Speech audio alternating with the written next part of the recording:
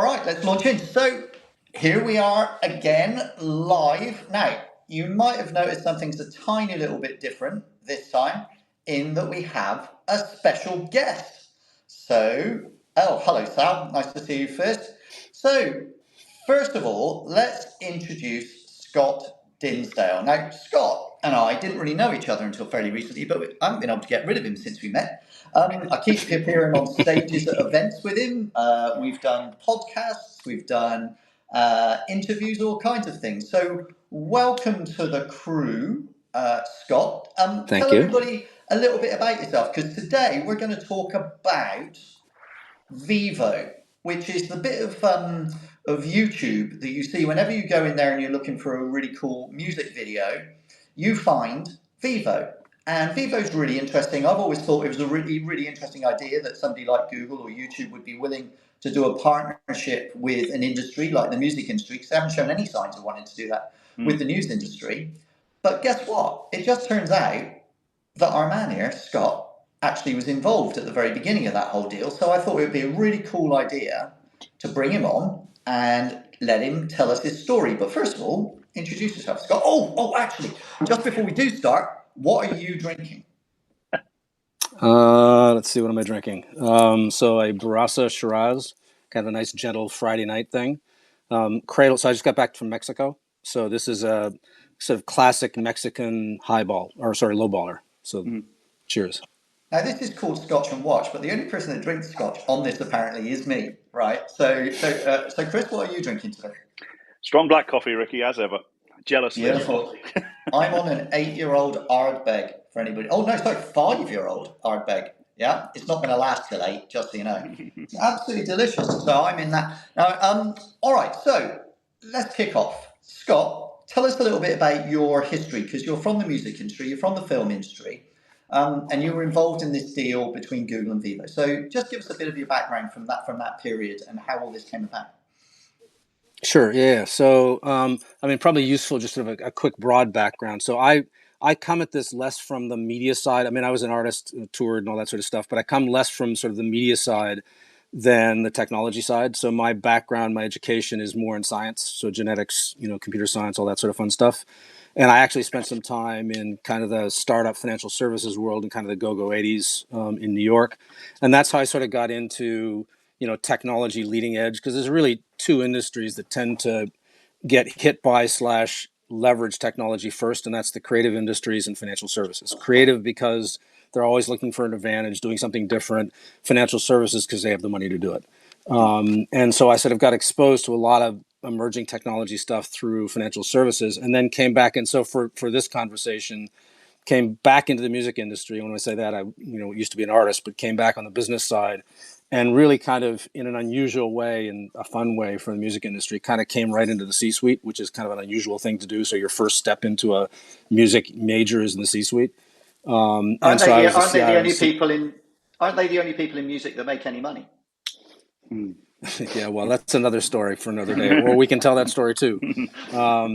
But it's so it came in as a CIO and CTO for a company at the time that was, I think, number 6 amongst the music majors, Bertelsmann's Music Group. Had some legendary people, Arista Records, with Clive Davis and Bob Jameson at RCA, and sort of a great lineup of music guys. But frankly, was not, really, hadn't hitting its stride relative to certainly its history. RCA Victor and the way that dates back.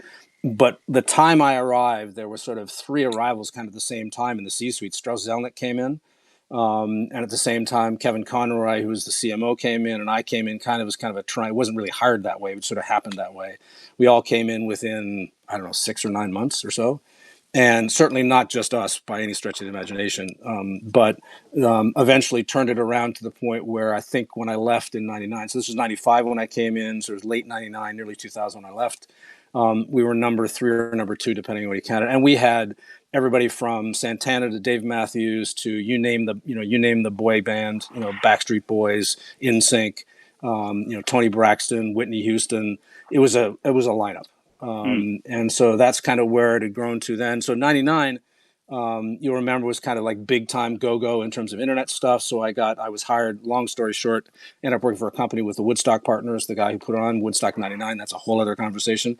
I wasn't directly involved in that, but I was there.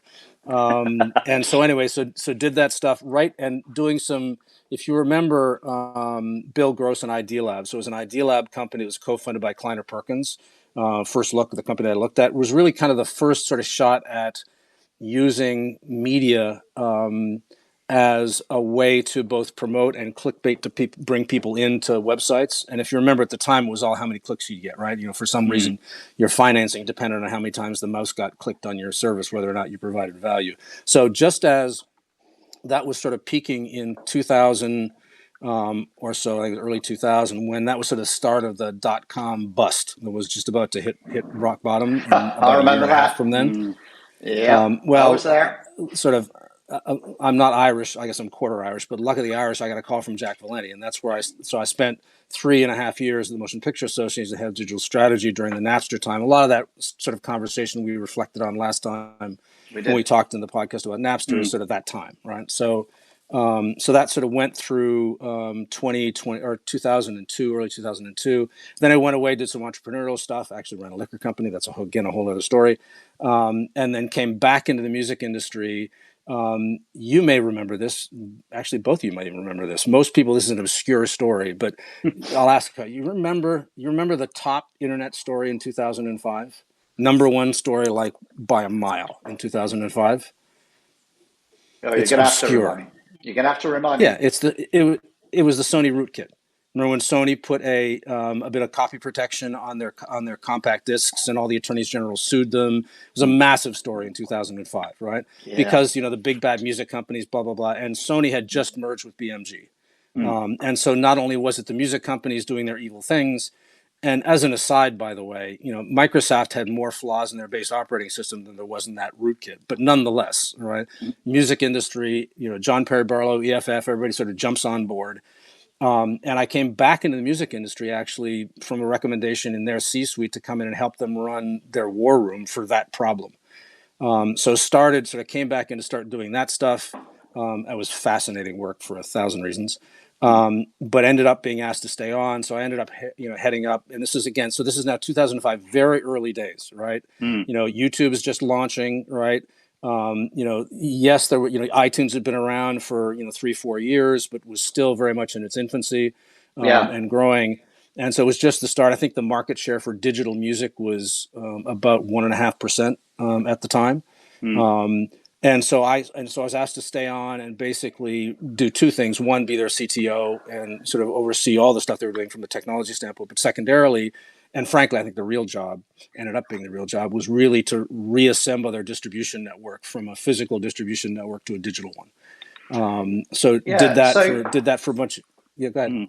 So in that period, we're talking about 2005. 2005, from my recollection, is that we've had Napster, we've had MP3, we've had the big punch up over whether that's allowed or whether it's not. I think Napster's already gone down, hasn't it? At this point, it's already gone bankrupt. So just because I think it's useful to sort of have the chronology in your head, right? Yeah. What a lot of people forget was the Rio player. All right, so 1998, right? I had the raging hots for the girl that was the Real Player sales lady. No, not real player. That came later. That was like 5 years later. This is now the I've Rio. embarrassed myself, and she knows. It's all right. It's all right. RIO, as in the river, right? Rio player, and so it was. And the reason it was a shitty little device. It wasn't a great device in sort of in consumer electronics, but it allowed you to basically rip your CDs through your computer to a device, and you could rip singles, right? So that was the start. All right, that really was the sort of, and believe me, Napster wasn't till a year and a half later, and the industry was already pretty ignited, all right, around the Rio player and ripping MP3 files, and the reason was simple, right? And nobody would say this out loud. It was sort of one of the elephants in the room, right?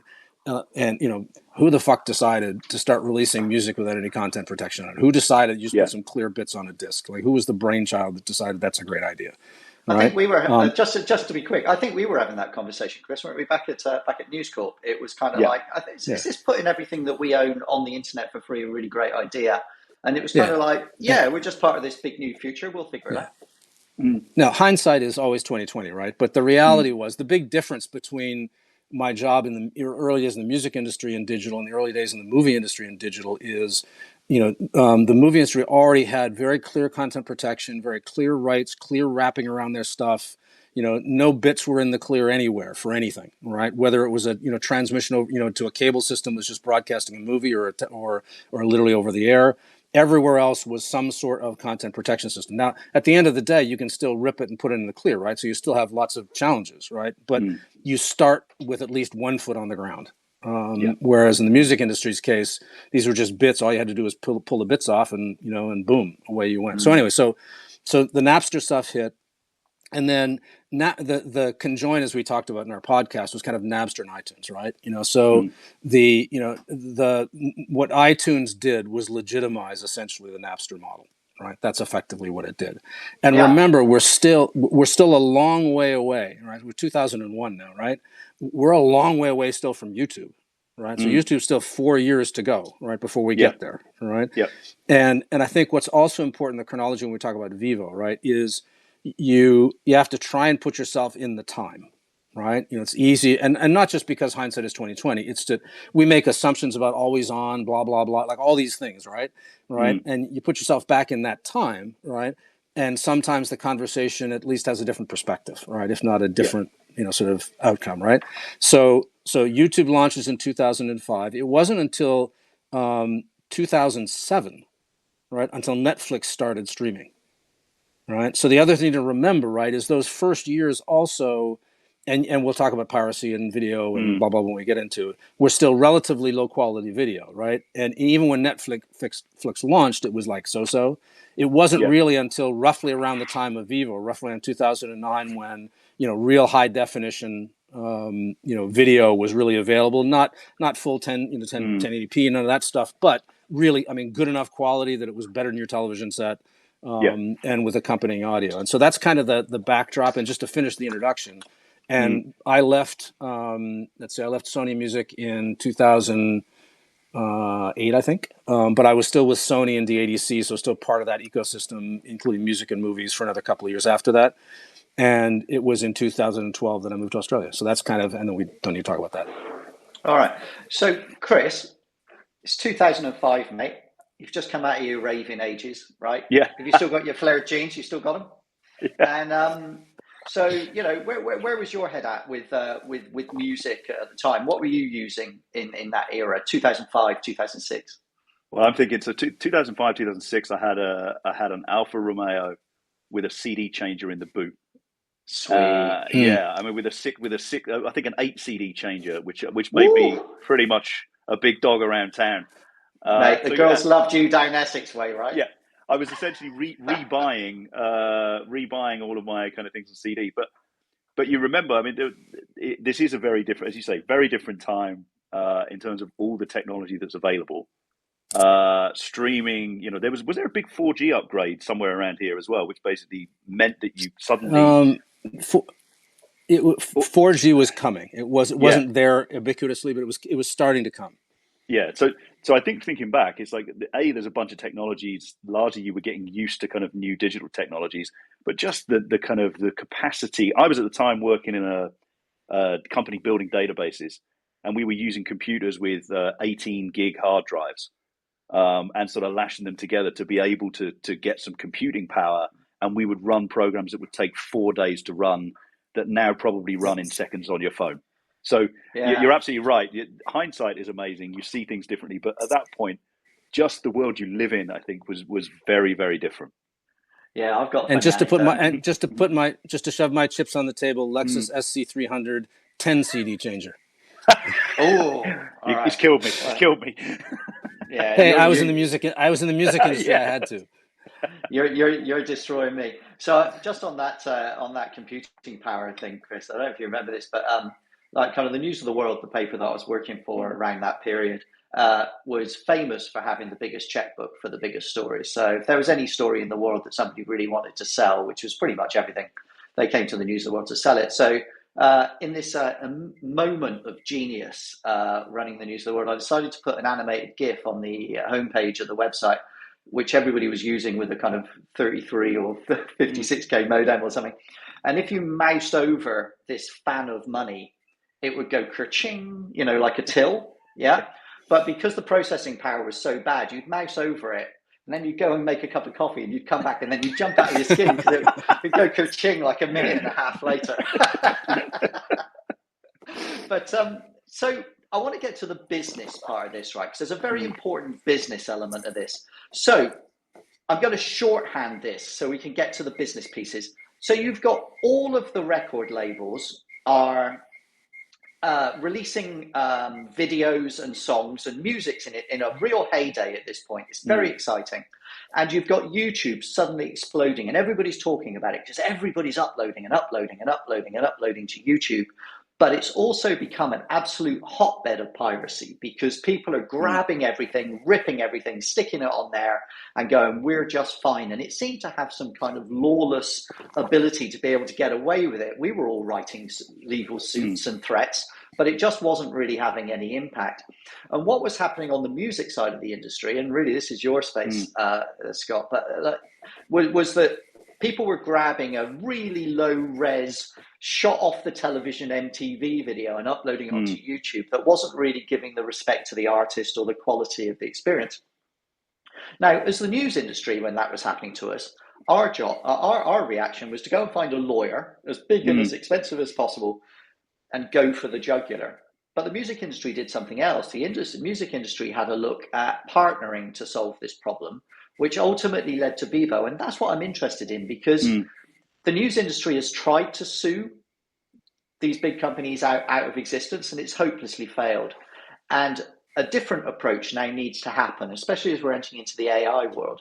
So what happens in a scenario where, what was the model that worked to get Google to the table to say, yes, let's try this thing, and that then became a really successful business? I was looking at the numbers.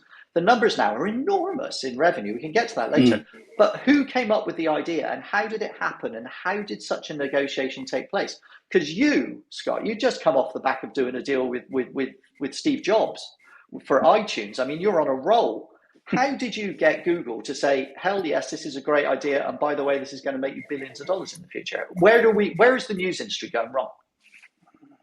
So just a small question, right? So let's see. Let's sort of peel it in pieces, right? So I think there's a couple of layers to think about, all right? I think the first layer is just sort of context, right? So yes, iTunes is very successful, right? But understand that was really messing with the model of the industry that had been in place for decades, right? And I think, and the model was, invest in 2 or 3 songs and sell 12, right? And so there was a lot of not just concern, right? My phone's tilting here. Not just concern, but valid worry, right, about where things were going, right? Just in the business model. Forget piracy for a minute, right? Just in the core model of what the business is, right? And I think the lesson learned in Napster, right, was don't defend the format. All right. The lesson learned in Napster was focus on the customer, right, and figure out how that's going to happen. And if there's going to be disruption in the way you've always distributed, so be it, right? You may play a role in it, you may be able to steer it, you may be able to maximize it, you may screw it up, but that was the big lesson I think learned in Napster. And so when YouTube came along, because piracy was still a relatively big issue, but what iTunes did was it legitimized the notion of licensing music in the digital world, right? That was the really important thing, right, that happened as you made that transition, right? And you can make all sorts of positive, negative, that's, whatever, right? But it legitimized that notion, right? And I'm not sure even the industry people at the time would articulate it this way, but by the time the industry got around to where YouTube was, there still was a massive piracy problem, right? Because even though it may be grainy and whatever, it's still cheaper, right, than telling mom to get MTV or going down to the music store, right? So the fact that it wasn't the greatest quality, frankly, I think for some was attractive, right? It felt a bit like bootleggy, that sort of stuff, right? So piracy was still a major issue.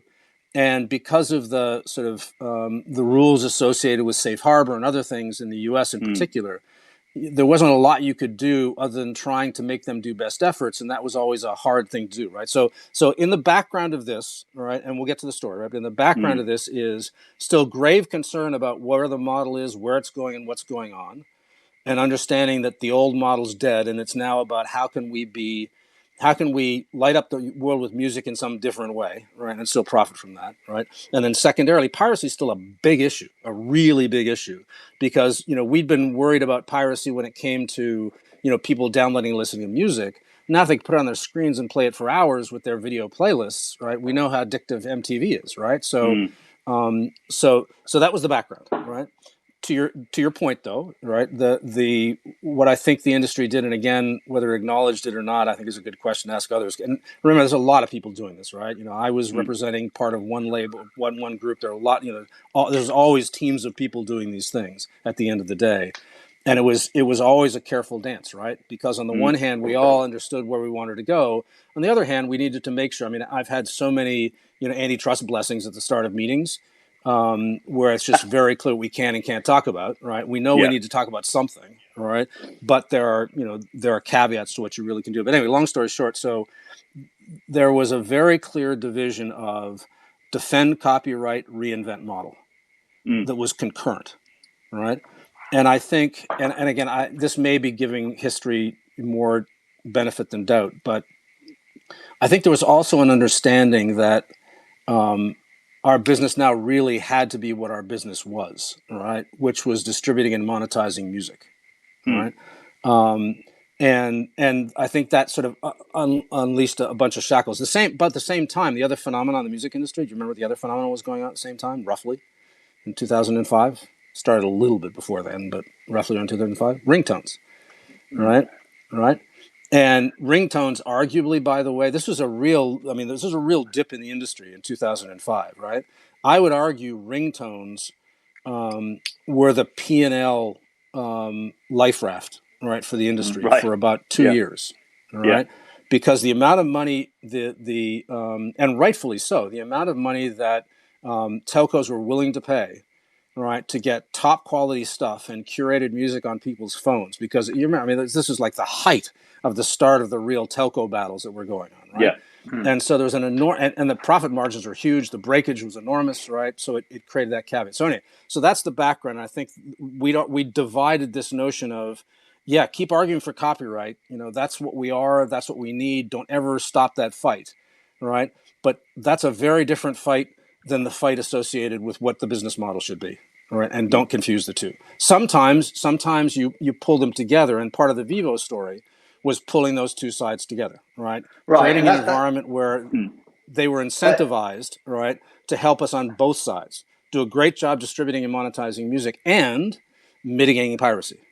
Yeah, that's really where I want to get to. So, Chris, you're going to ask something. Yeah, I was just going to ask, firstly, just explain to the younger listeners, ringtones. You had music as your ringtone on your phone. Back in the day. Yeah. And you actually had to pay for it. Yeah. When you talk about the music industry, so we would talk about, we'd be clear about when we say the newspaper industry or the magazine industry, who the big players are. Could you give us, just before we jump into sort of Vivo's bit, because it's interesting to think about, when you say the music industry, what is the construction of that? It's mostly big players and they're mostly global, but who are the really big players in there, the characters kind of involved? Right. So without getting sort of in gory detail, there's quite two distinct sides of the music industry, right? There's a side of the music industry that represents essentially the songwriting itself, the sort of core creative IP. And then there's an entire industry built around the recording and distribution of works of that, right? And usually, I mean, frankly, when most people talk about the music industry, they're referring to the latter. They're referring to sort of the quote recorded music industry, right? But the publishing industry, there used to be this phrase that the recorded music industry is the dollars business and the publishing industry is the pennies business, right? And that's true, right? Because the royalties are smaller, right? And there's a whole lots of conversations we could have about like why, John and Paul's houses were bigger than everybody else's, all that sort of stuff. But there's a whole industry built around songwriters, right? But this story really, and they were involved in this. Obviously, they have a major sort of stake in making sure the revenue comes in from all these things. They're paid both by public performance, in other words, bars and restaurants pay sort of fees to the songwriters and so forth. And then out of the recorded music industry, we have a significant payment we make to them as well as obviously participants in that value chain. The music industry, when I refer to it, and I probably shouldn't refer to this, I'm talking really about the recorded music industry. Yep. And that's essentially sort of three layers. I mean, there's lots of ways you could define it, but there's the artist layer, and I include artist management in that layer, and sort of all the agencies represent artists. Then there are the labels, and it's kind of a wonderful architecture. Actually, it's actually the same architecture the movie industry uses, the same architecture actually the spirits industry uses, where the notion is that to really nurture creativity, you don't want massive tribes, right? You want small nurturing communities. And so the labels, and there are big labels and small labels, right? But labels are designed essentially to be the subunit within the recorded music industry that works with, helps to record, augments, helps really focuses on the music, right? And making great music from the artists. And then you can imagine that's a pretty hit and miss business, right? And so it's a difficult business to constantly be good at. One of the better ways to manage that risk is to portfolio.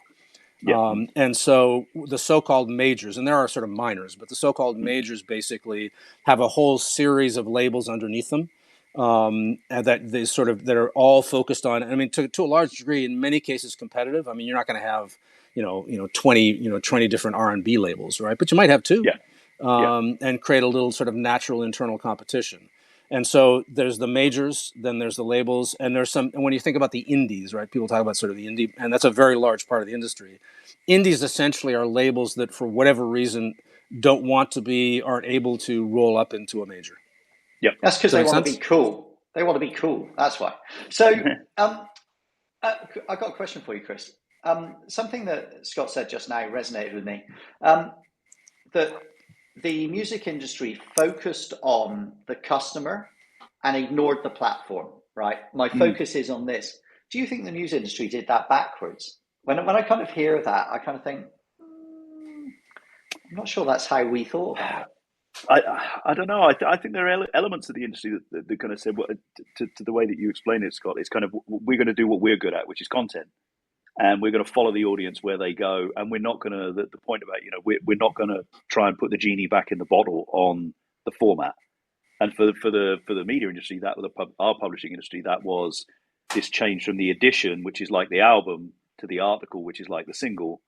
And if people want to consume articles rather than editions, well, we'll distribute them in a different way. So to some extent, there was a focus on the customer. Because the behavior was changing and we kind of followed that behavior. I think probably the thing that, again, is very clear in hindsight, was not clear at the time, was that if you follow that route, you end up writing for the algorithm that is tuned to sell advertising on the platforms rather than actually writing directly for the reader, which is what you used to do in the direct business. And that's ended up probably with, the industry, when it's off platform, being less focused on the customer, and the customer becomes the platform. So that probably is true. Yeah. I'm interested in a question for you guys, right? So I've always had this wonderment about the sort of the press side of things. The thing that always seemed obvious to me was there weren't enough star journalists. And and by that I don't mean, yes, of course there are star journalists, right? But I always thought like every journalist should be a star. Right, like at some level, right, and that the affinity you should build. So when I talk, because let me be clear, right, I'm not going to put the record industry up as God's gift to focusing on customers, right, but because we were so connected to the artist, and the artist has a fan base, right, that you're either trying to grow, appeal to, expand, whatever, right.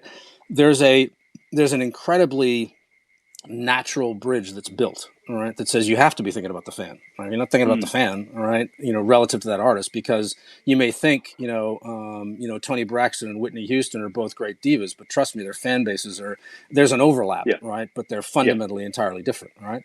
And I've always wondered, it's always felt to me like the news industry suppressed the idea, and like journalists had to do like amazing things to become stars, when it just felt naturally to me. So why don't you do both, right? Like, it doesn't take away from your masthead if you got more stars than the other guy. Doesn't that make you a better masthead? I mean, was that ever a conversation?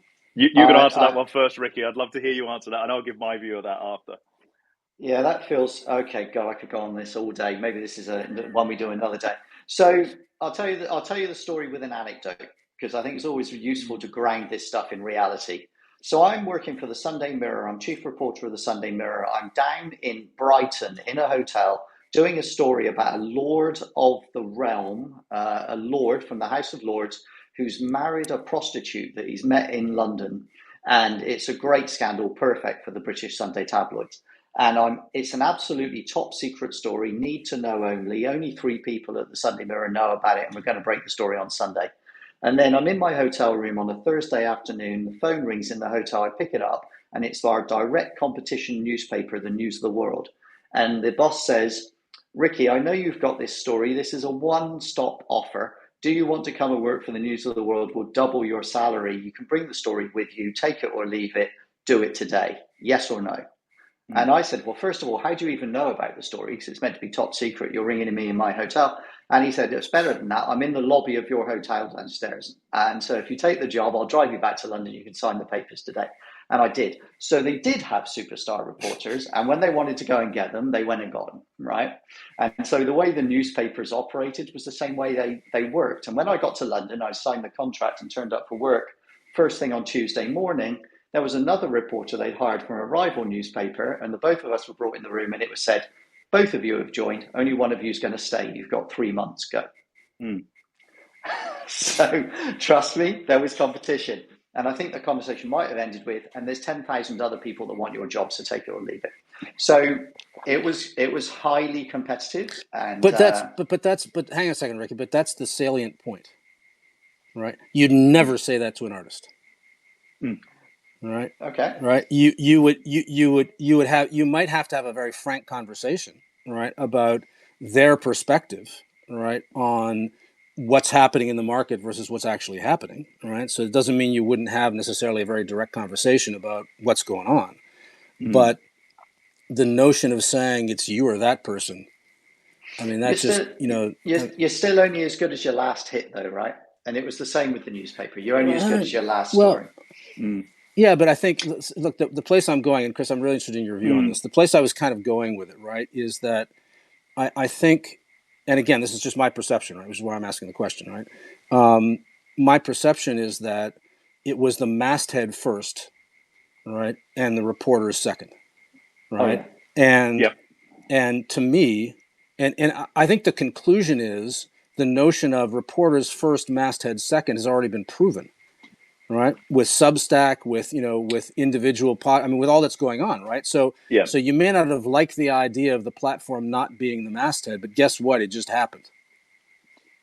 So let me have my run at that. I would say, if you imagine, so it's definitely true that the industry has undervalued, if you like, the star power, the importance of star power.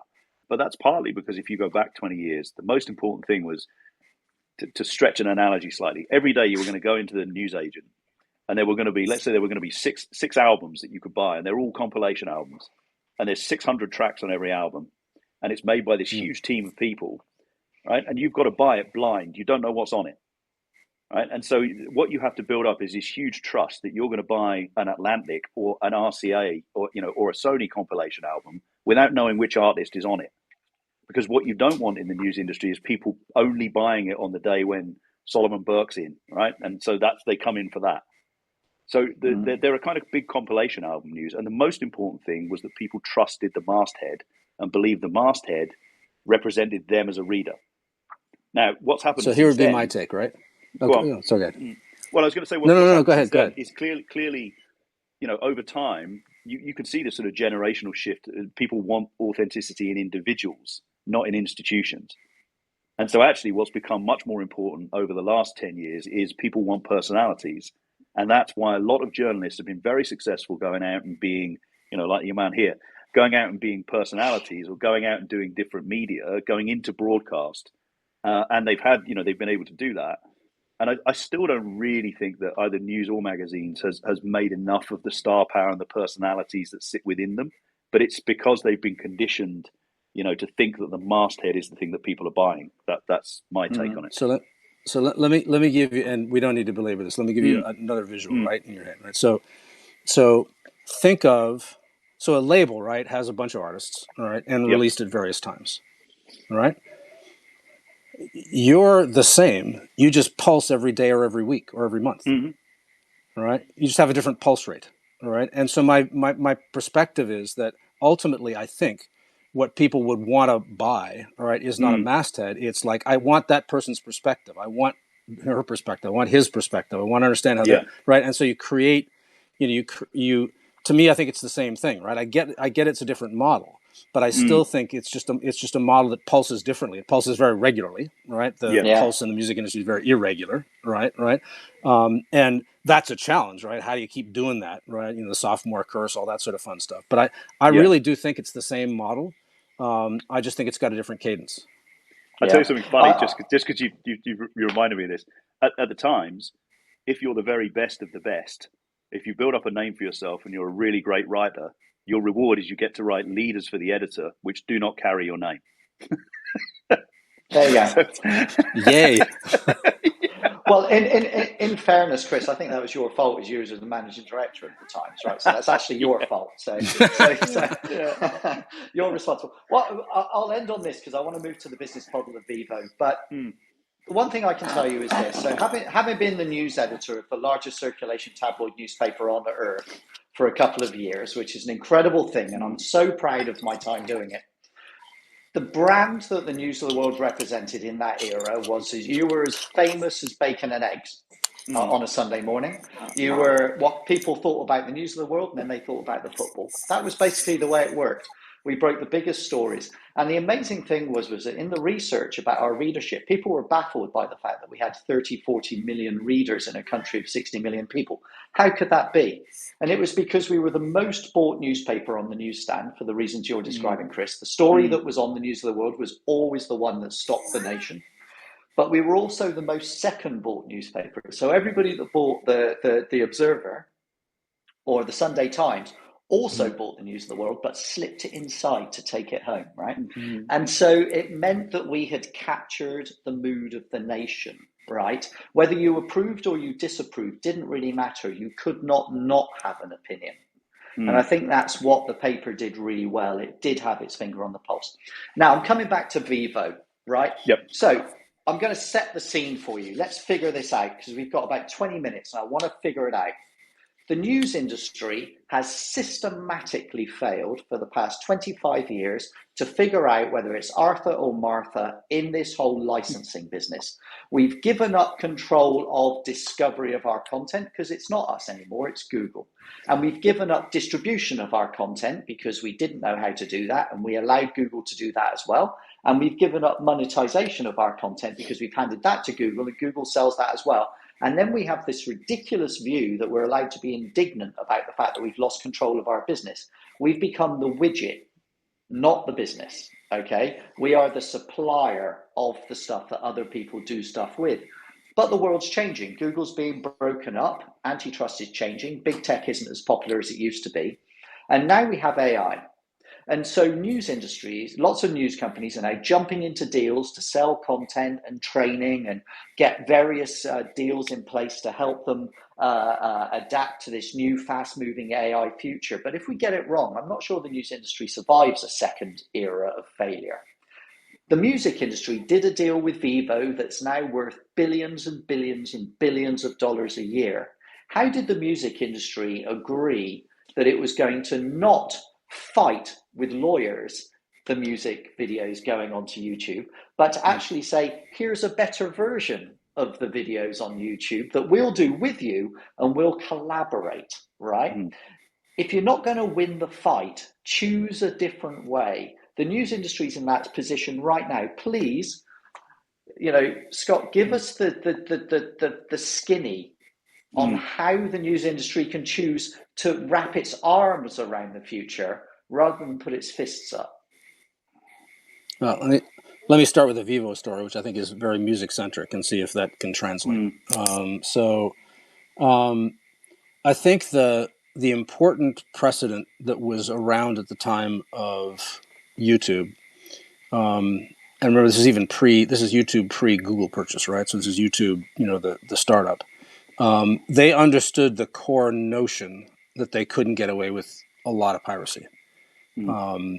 They for some period of time, and there's something that's unusual to the U.S. So one of the unusual things about the U.S. for years and years, and the global music industry is very influential in all these discussions, very engaged, but to a large degree, this is really driven by the U.S. A very U.S. sort of centric approach, and probably reasonably so, right? Because it's probably the most it's the easiest place for technology companies to get away with shit. And so it's only 4% of the world's population, by the way.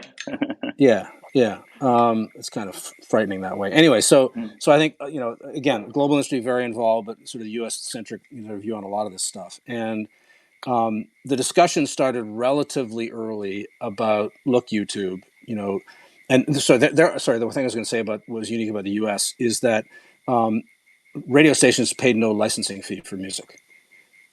That's unique to the U.S. All right, they did in the U.K. I think just about every other country in the world there was some level of licensing. All right, in the U.S. there was essentially an understood deal, even though it was never a written deal, that radio was promotion, and that would sell records. All right, and so that was an even Steven deal. You can play our records, and in fact, we'll pay you. You may remember the paoli scandals, right? Yeah. We'll pay you to play our records, right?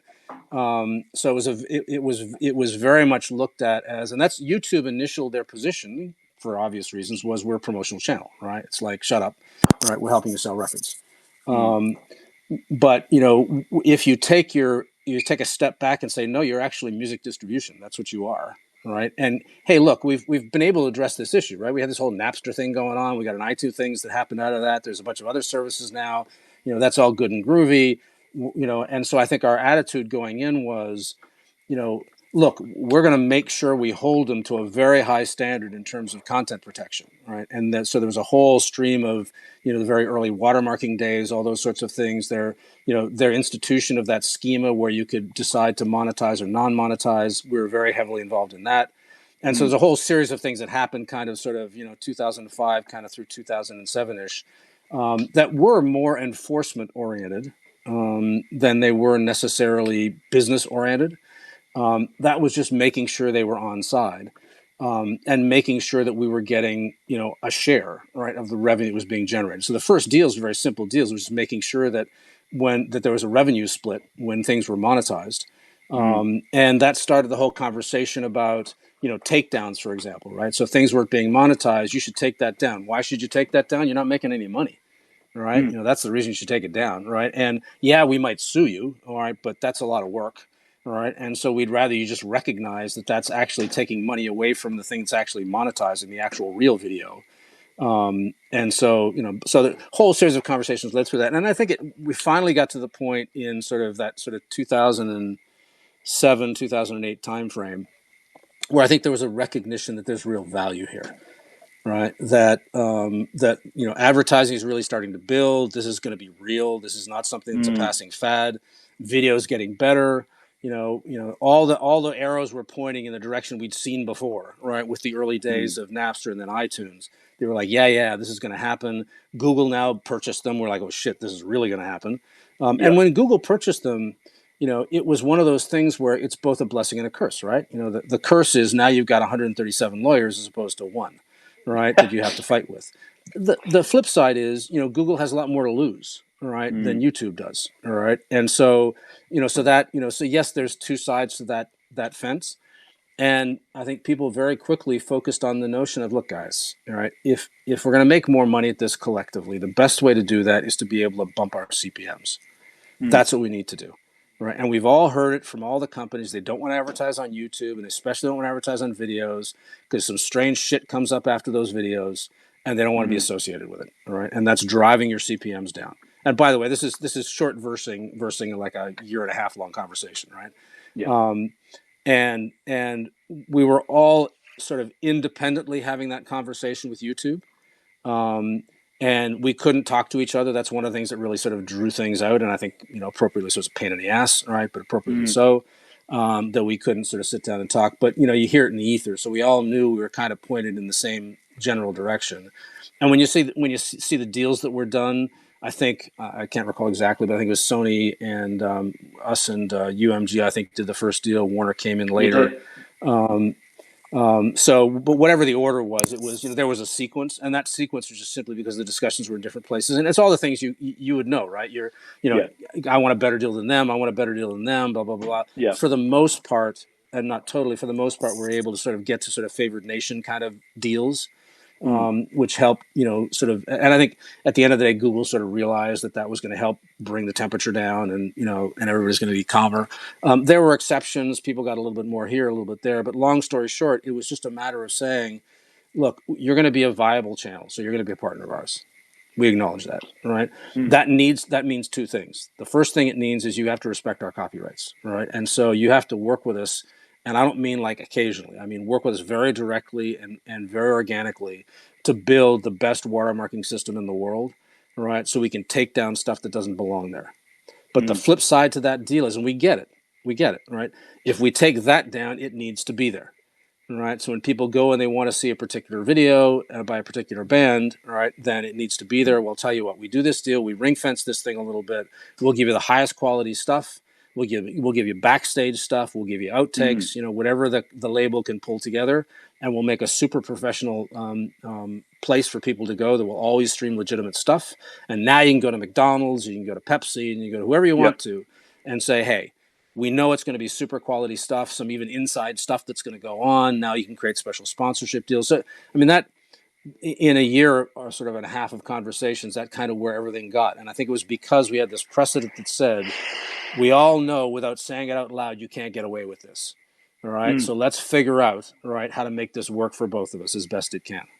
All right. Stop. That's a $4 billion insight. Okay. Because that is exactly the conversation that the news industry has not had. Chris, our negotiating tactic has been indignation. I'm livid that you're doing this. I'm not happy about it. You better stop or I'm going to sue you. And if I'm not going to sue you, you better pay me. It's not about the customer. I wrote it down. Do not forget to focus on the customer. Nothing that the news industry is doing is focused on the customer at all. It's focused on protecting the old business model. It's about saying that we're worth more than this and you should pay us because we're working hard. It's not about the consumer. And I worry about that. At the end of the day, the entire world wins if a high definition video of the artist with perfect audio is played on YouTube. It's a win for the artist. It's a win for the record label. It's a win for the consumer. It's a win for Google. It's a win for the advertiser, which is the entire economy in which we live in, right? And I'm not sure that we as the news industry are playing that game. The consumer is not even in the negotiation. The negotiation is, we don't have enough money, we need more, please. Am I being unfair or too simplistic? Well, I'm trying to think slightly from the other side, which is actually a couple of the points you've made about, you've got IP that is there is a moment in the release of a new video where that IP has a huge value, and there's also the question you've raised about protecting a channel where you could advertise safely with blue chip brands. That's a part where I don't think there's an argument that has been well prosecuted and well won. That there is a kind of value to the masthead product of publishing compared to all of the other content that's available. So what's interesting, I think, in what you're saying is you've really managed to create a differentiated product that kind of goes into those digital platforms that is different from pirated, copied, secondary content. Yeah, I think that's all true. I think what I would still argue, I mean, and again, I'm diagnosing this from a distance, but I would still argue that when I think about what the music industry is at its core, right, it's monetizing its artists, right? right? And then we negotiate whatever percentage of that monetization they get and we get, right? That's basically it, right? And I still think that just listening to you guys, I still think that I go back to this notion of you're just trying to find ways to reconfigure a masthead, and it's not the masthead, right? It's what makes Spotify compelling, all right?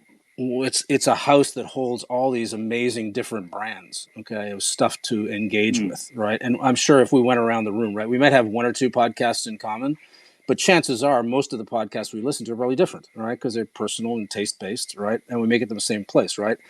And we look at each one of those podcasts as creators, right?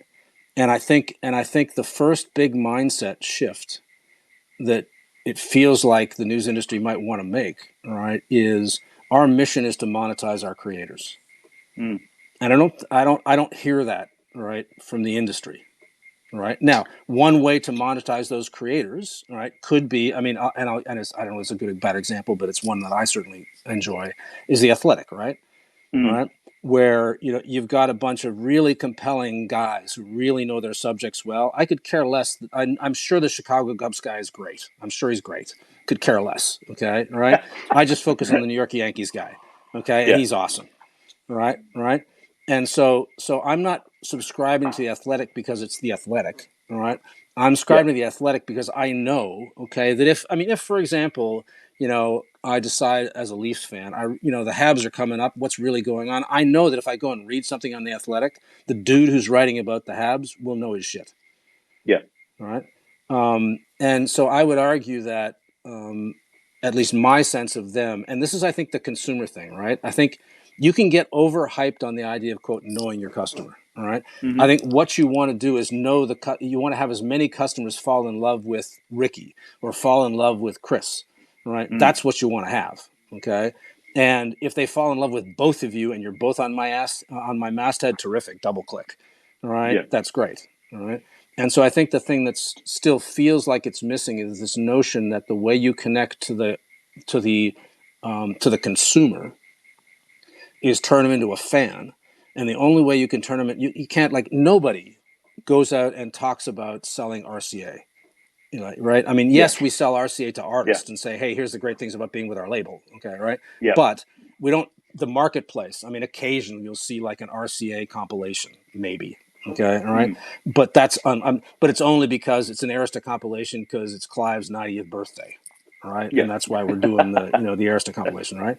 And so to me, again, I don't want to ramble any further. It just feels like that's the thing that's missing. And then you don't care about distribution, all right? And by that I mean, of course you care about distribution. Then you're not tied to distribution, all right? You're trying to figure out what's the best way for me to monetize Ricky, all right? And it might be that, and that, and Chris might be that, and that, and fine, there's two things that overlap, all right? But you're and that's the way the record industry looks at it, right? You look at, how am I going to take this band out? How am I going to introduce them or reintroduce them into the marketplace? Does it make sense? Does get you to a slightly uncomfortable provocation, which is maybe the mastheads of the labels and the platforms of the majors, and that's the shift that's happened. But I'm conscious, so this comes together. And we're sort of only got a little bit of time to say how successful this was. So maybe we should just get to that bit, because it's a great story, this, in terms of how this business works, right? Well, and look, I think I think the success is no more than all the pieces I just talked about, right? Which is that now you had a place where I think all three sides of the triangle are satisfied, right? The artists have a place where they feel confident that they're getting monetized to the highest degree. You can argue about whether you're getting enough per spin or not, but at the end of the day, you can't argue with it as a revenue engine, right? You have it creates a safe space for YouTube and Google where they're going to feel like they're not going to get assaulted, right? In fact, quite the opposite, right? They're going to get early stuff, they're going to get bigger stuff, deeper stuff that only drives more monetization on their side. And from our perspective, we've done the goal, reach the goal, which is how can we maximize monetization in this category? And this stuff goes on in other sites. It's not, YouTube and Vivo are not the only place, right? You can find, live or pre-recorded streaming music and backstage and stuff. And you still do stuff on label sites and artist sites, and it's syndicated to other places, iHeartRadio. There's lots of places where you can get this, right? But, the YouTube juggernaut is sort of in the middle, as a place where, you can always rely on to drive that. So I think where it got to and the success it created is just basically, that triangle. And again, I think, and I don't think this can be overemphasized, we had our Napster moment, right? And we fortunately had our Napster to iTunes moment, right? Where we saw that shift, right? And that really informed this second shift. And again, it still took many years, probably, a year or two longer than it should have. And, there's lots of things you could look back on and critique. But overall, it was obviously a much smoother transition than it was in the case of Napster. So how much was the music industry earning, would you estimate, in 2010, for example? 2010, well, it would have been about a half. So it was probably in the, 13 to 15 billion, give or take, from its peak of close to 30. Right. So Google reported the amount of money that it made from Vivo all the way up to 2017. So it was $100 million in 2010, 150, 200, 300, 450, 500, 500, 650, okay, up to 2017 when it stopped reporting it. So if it continues on that trajectory, it would be somewhere around $1.3, $1.4 billion coming in exclusively from that platform. I can tell you right now that if you add together all of the money that the news industry has lost, according to the Pew Research Center, it's $4 billion a year for the news industry globally. Having done a deal like that with YouTube or with Google back then would have solved 1/4 of the world's media funding for the news media industry, okay? But we didn't do that. Instead, we got indignant and got lawyers, And I feel really disappointed that the industry has decided that it wants to fight just because it feels safer fighting than collaborating.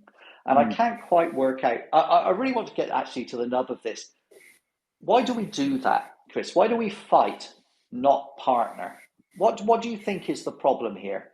Why are we incapable of making that leap? Because when I sat down and had a long old chat with Scott about this, he said the reason the music industry adapted was out of desperation and need. Desperation is not his word. Need. The best business outcome is to do this. We didn't do that. What's the difference? Ego? Probably a little bit of ego.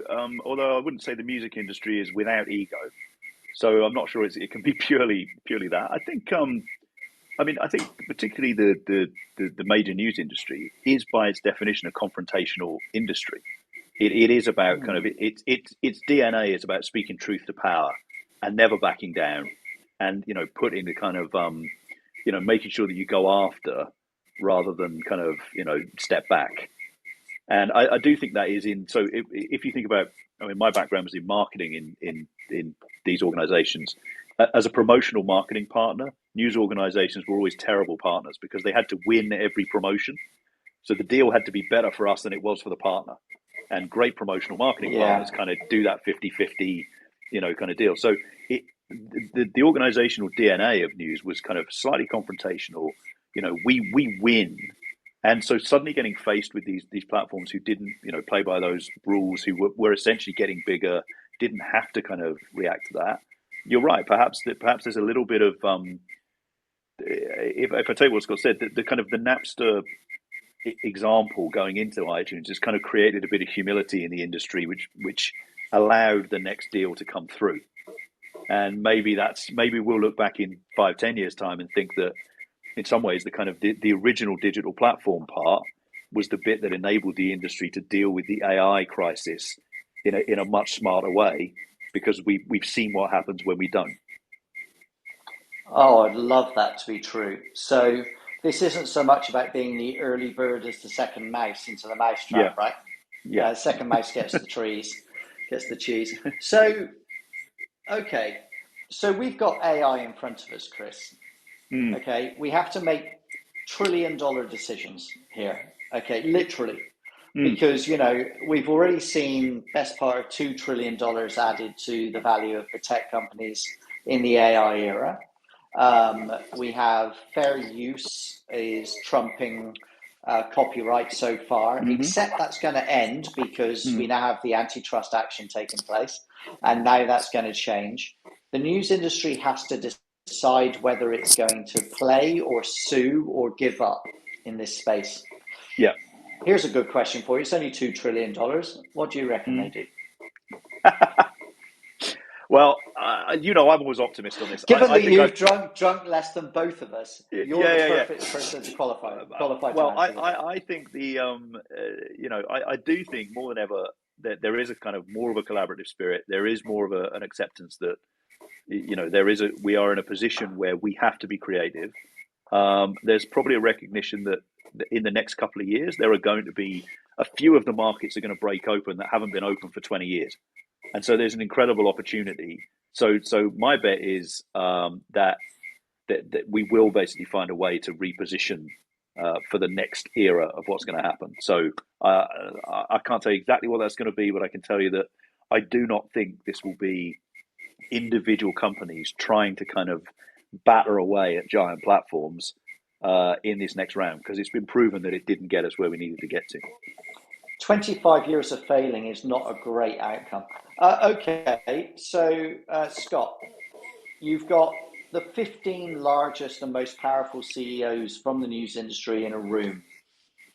All of your experience is about to be lathered on them like a peanut butter on a slice of bread.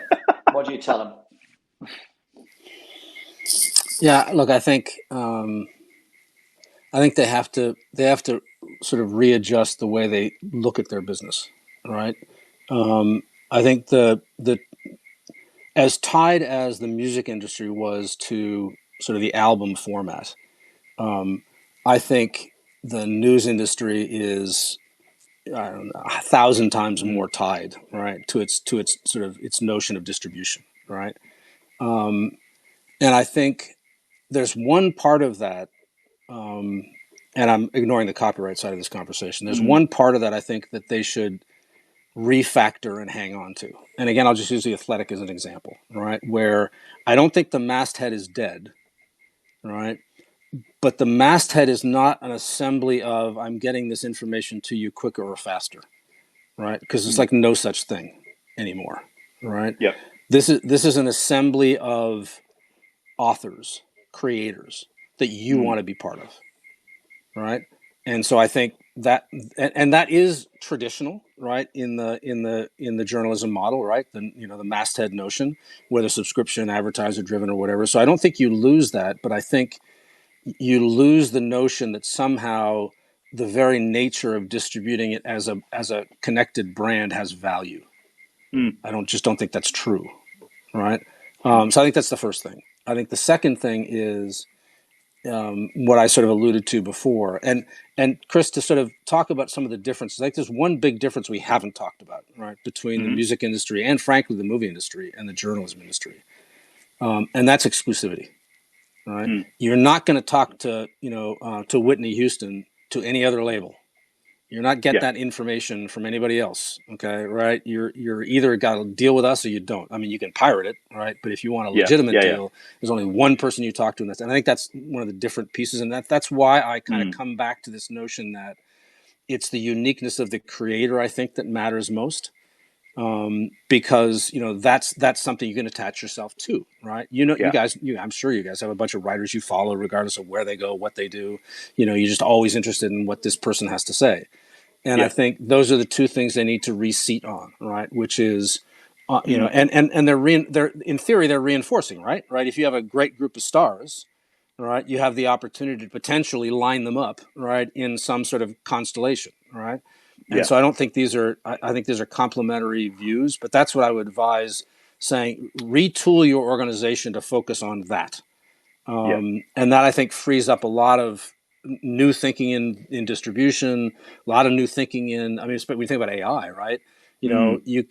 as you start to think about, I have these stars that nobody else has. Okay, boy, that starts to get interesting in terms of how I can configure. And you start getting things like the stars can write about what they want to write about, but sometimes the audience tells them, and yet you go sort of back and forth, right? So I think if you go to those sort of two models, and stop being so tied to the traditional notion of a masthead, I think that's the start. Wow, what an insight. So, Chris, we think that the brand is the power, but it might actually be the output of the journalism at the end of the day, or maybe even the individuals.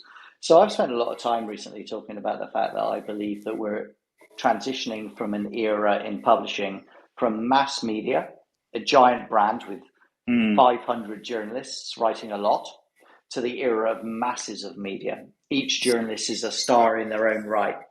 And, I guess that I'm kind of a canary in the coal mine there, right? I went and did that earlier than most, and I've gone out to build a life for myself as an individual writer. I don't need to earn £50 million a year in net profit. It'd be lovely, but I don't need it. And so I can do a really good job and actually be more adaptive in my space by being an individual player than I can by being part of the mass. That's terrifying, frankly, for the news industry if your shareholders I don't think so. or listed. Yeah? I don't think so. And the reason I don't think so is, so I've heard this story, right? This is the story of, artists create their music electronically now and digitally, and you got all this digital distribution, that the labels are dead, right? That was 1997, right? The reality is, right, there's a lot of work to do, right? From research through creation, through distribution, through monetization, all that stuff, right? And the average creator is going to have their interest in some place or another. Sure, some of them have a broader interest and they span, 2 or 3 of those categories. But for the most part, it's kind of like, most musicians just want to write and play. That's what they want to do, right? And that's what they got off doing, right? And so I think if you recognize that and again, it sounds like I'm beating a dead horse, right? If you recognize that your role is to support and build stars, your stars are going to need your services. For that star over there, it may be a little bit different than that star over there, right? But I think I think your vision is right? That the center of energy is the creator, all right? But I think you can still imagine a media company that has a creative way of aggregating those creators, not because they have to, but because they have services that they don't want to do. That's what a music company is all about, right? There's a shit ton of stuff artists don't want to do. That's what a music company does. So interesting.